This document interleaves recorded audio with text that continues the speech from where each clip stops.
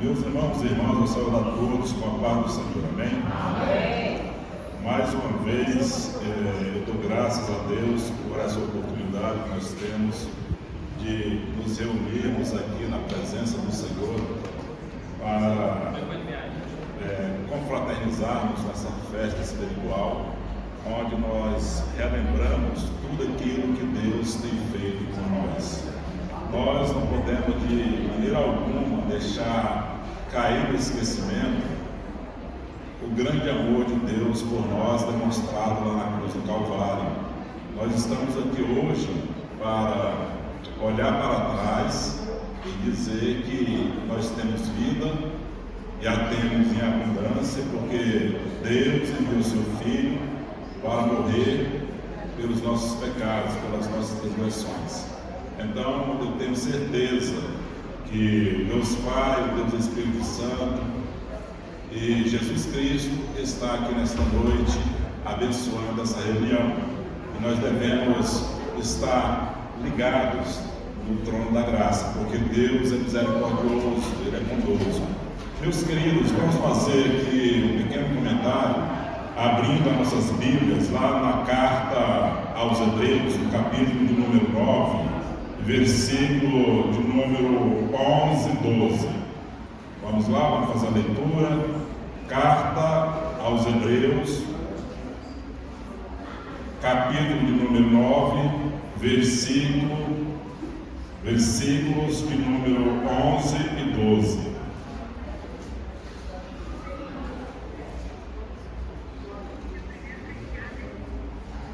Os irmãos encontraram? Diz assim, mas vindo Cristo, o sumo sacerdote dos bens futuros, por um maior e mais perfeito tabernáculo, não feito por mãos, isto é, não desta criação, nem por sangue de bodes e bezerros, mas por seu próprio sangue, entrou uma vez no santuário, havendo efetuado uma eterna redenção. Amém? Podemos sentar, meus irmãos?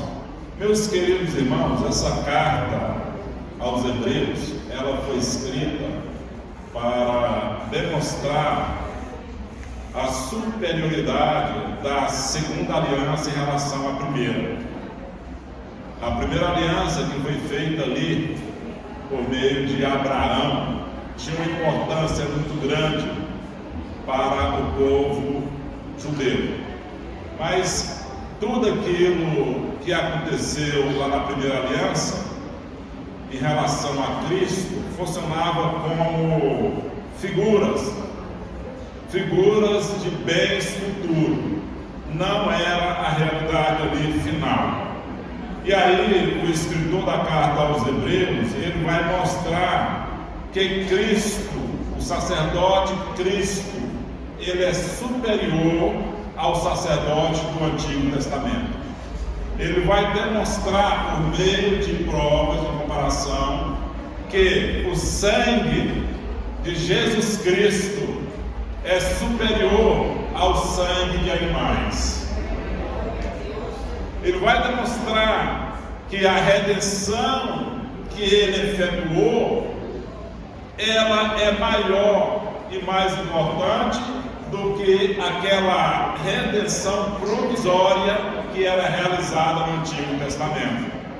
E aí a gente precisa entender que a Bíblia diz aqui na mesma carta que quase todas as coisas, segundo a lei, se purificam com sangue. Quase todas as coisas se purificam com sangue. E sem derramamento de sangue não há remissão. Não há remissão. E é interessante a gente ver, meus queridos irmãos, que a necessidade da redenção, ela só existe porque existe o pecado. Sem o pecado não haveria necessidade de remissão, não haveria necessidade de redenção. Deus sempre pensou o melhor para o ser humano. Deus sempre quis o melhor para a humanidade. Deus sempre idealizou o melhor para o homem e para a mulher. Quando Deus colocou o primeiro casal além do Jardim do Éden, Deus abençoou aquele casal e ali ofereceu tudo de bom e do melhor para que aquele casal vivesse uma vida em paz. Mas nós sabemos pela palavra de Deus que o homem desobedeceu ao Senhor. Ele resolveu dar ouvido ao adversário, a seguir as palavras de Deus. Deus tinha prazer em se comunicar com aquele primeiro casal. Deus tinha prazer em falar com aquele primeiro casal.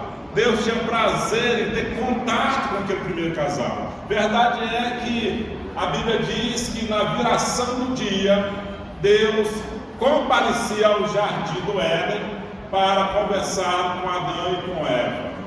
Era uma comunhão perfeita, mas a partir do momento que aquele casal resolveu dar ouvido à voz do inimigo, eles cortaram esse bom relacionamento que havia entre eles e Deus.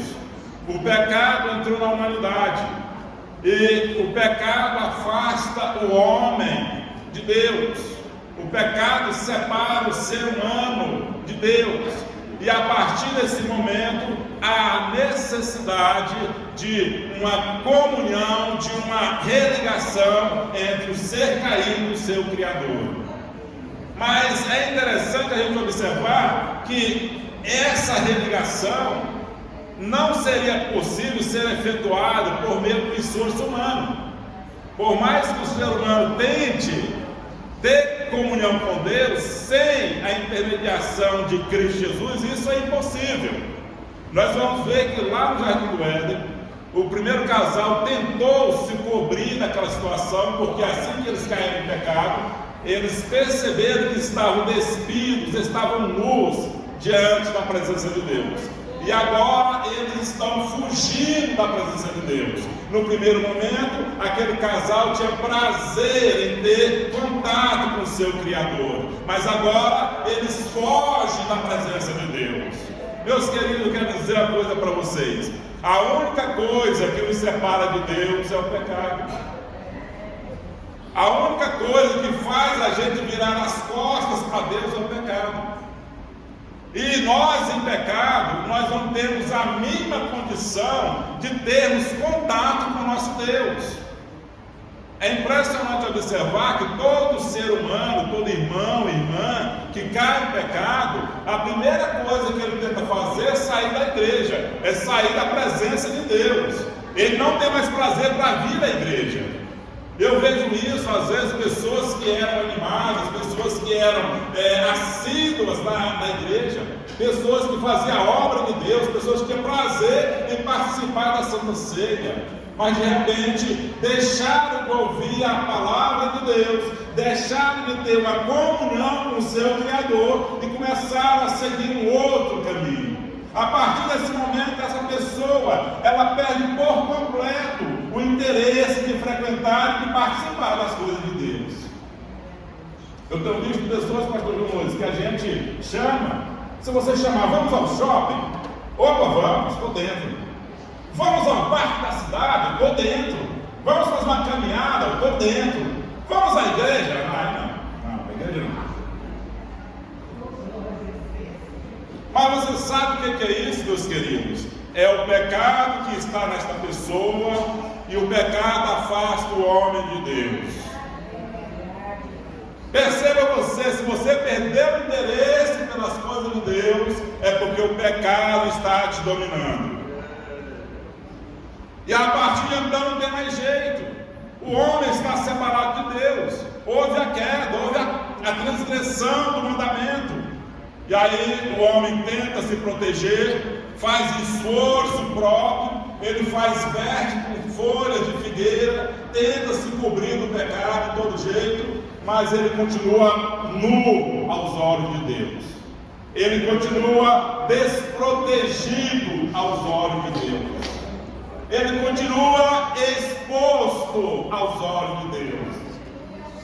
O inimigo continua dominando esse cidadão, mas Deus, lá na sua infinita bondade, ele diz que ele vai sacrificar um animal lá no Éden, ele sacrifica um animal e providencia proteção para esse homem e para esta mulher. Quase todas as coisas, segundo a lei, se purifica com sangue, e sem derramamento de sangue não há proteção, não há como se ver livre do pecado. E a partir de agora, meus queridos irmãos e irmãos, o homem é coberto por o próprio Deus ali no Jardim do Éden, mas foi necessário que um ser inocente, um animal inocente morresse para dar proteção para aquele homem. Isso é uma figura que está dizendo lá na frente, vai aparecer um que vai morrer para proteger toda a humanidade. A partir de então é instituído o culto de sacrifício em todo o Antigo Testamento, na Antiga Aliança, onde o homem pecava e ele precisava levar um animal até o tabernáculo, para que aquele animal fosse imolado, para que aquele homem pudesse ver livre daquele pecado. Veja que Deus, na sua misericórdia, orientou ali os homens, os patriarcas, a como trazer o homem de volta para a comunhão com Ele. Porque o ser humano peca, todos nós que somos herdeiros de Adão e Eva somos pecadores. Mas nós precisamos nos aproximar de Deus. Mas quando você tenta se aproximar de Deus em pecado, você é fulminado de imediato. Assim ocorria no Antigo Testamento. Deus, na sua sabedoria, queria trazer o homem para perto dele, porque Deus tem prazer em ter você ao lado dele. Deus quer conversar com você, Deus quer ouvir o que você quer dizer para ele, Deus quer ter liberdade de entrar na tua casa, Deus quer ter liberdade de falar contigo, Deus quer que você entenda o que ele está falando. Mas não temos como fazer isso se o pecado estiver em nós. E o homem estava ali morrendo, Deus diz, vai lá, constrói o tabernáculo, orienta. Deus deu todas as dicas, deu a planta do tabernáculo. Você vai construir dessa maneira, vai instituir sacerdotes, para que esses homens possam ser aí intermediário. Você vai fazer isso para que o ser humano possa ter contato comigo novamente. E aí nós vamos observar que, feito o tabernáculo, o israelita comum cometia um pecado, o judeu comum cometia um pecado. O que ele tem que fazer do pecado? Mas você tem como se ver livre desse pecado. Como? Você tem que ir lá no tabernáculo, mas eu moro longe do tabernáculo.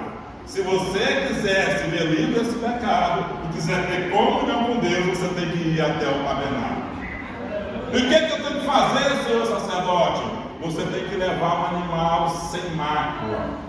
Procura o melhor que você tem aí na tua fazenda.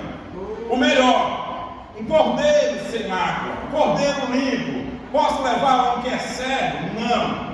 Posso levar um que é coxo? Também não. Você tem que levar um animal perfeito. E o que eu tenho que fazer? Pega, você vai levar esse animal, vai até o tabernáculo e chega lá, você vai dizer para o seu sacerdote que você cometeu o pecado. E esse israelita comum pegava aquele animalzinho, saía levando ele, arrastando ele aqui, puxando pela cordinha, chegava lá no tabernáculo e dizia: Senhor sacerdote, eu estou aqui porque eu cometi um delito, eu cometi um erro, eu transgredi a lei de Deus. O sacerdote olhava para ele e dizia assim: meu filho, então você veio ao lugar certo, você está no lugar certo. Meus queridos irmãos e irmãs, se você tiver cometido algum pecado nesta noite, em pecado não podemos participar da Santa Ceia, viu, pastor Luiz? Em pecado não podemos participar da Santa Ceia. Olha só, quem come e bebe desse sangue, desse cálice, não discernindo o corpo de Cristo, come e bebe para a sua própria. Tem muita gente condenada aí, sabe, gente? Condenada. Muita gente condenada. E muita gente que dorme. Dorme, irmão, que é o sentido, é a figura de linguagem para dizer que ele passou para andar de cima, para andar de baixo. Subsolo. Muitos que dormem, porque não discernem o corpo de Cristo. Você não pode estar participando do corpo de Cristo se você está em pecado. Não pode. Aquele cidadão comum lá, o levita comum, ou o israelita comum, ele levava o cordeirinho lá e: o que é que eu faço agora, seu sacerdote?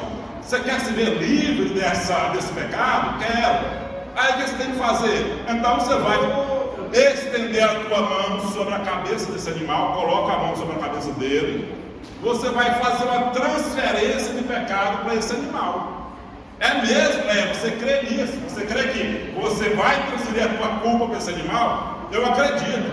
E aí ele colocava a mão sobre a cabeça do animal, e ali era feita aquela prece, era feita aquela confissão, e aquele cidadão transferia o pecado para aquele animal. E ato seguinte, imolava ou matava aquele animal, derramava o sangue, porque quase todas as coisas, segundo a lei, se purifica com sangue, e sem derramamento de sangue não há remissão. Então tem que alguém morrer para que você viva, tem que alguém morrer para que você tenha vida. Sem a morte não há como ter vida. Por isso que nós estamos nesta noite reunidos, porque nós temos vida, e a temos em abundância, porque alguém morreu por nós. Alguém pagou pelos nossos pecados, alguém pagou pelas nossas transgressões. E aí aquele homem saía dali tranquilo, cantando aleluia, cantando hinos, porque ele se viu livre do pecado, e agora ele poderia voltar a ter comunhão com Deus, poderia falar com Deus. Mas esse ato era um ato provisório, porque se aquele homem, ao chegar em casa, voltasse a cometer o outro pecado, ele tinha que retornar para o João Luiz de novo ao tabernáculo, e ali fazer o mesmo procedimento, matar outro animal. Meus irmãos, porque isso era figura, porque isso era tipo, porque isso era sombra, mas está vindo lá na frente algo muito diferente. Uma certa feita, João Batista batizando no Jordão, e ali João Batista batizava, e João Batista dizia que vinha um após ele, que ele não era digno nem de carregar, nem de desatar as suas sandálias. E João Batista disse: olha, eu não sou o Cristo. Mandaram interrogar João: és tu o Cristo? Eu não sou. Eu não sou, eu sou um profeta, eu não sou. Eu sou a voz do que clama no deserto. Mas está vindo um aí que é muito mais poderoso do que eu.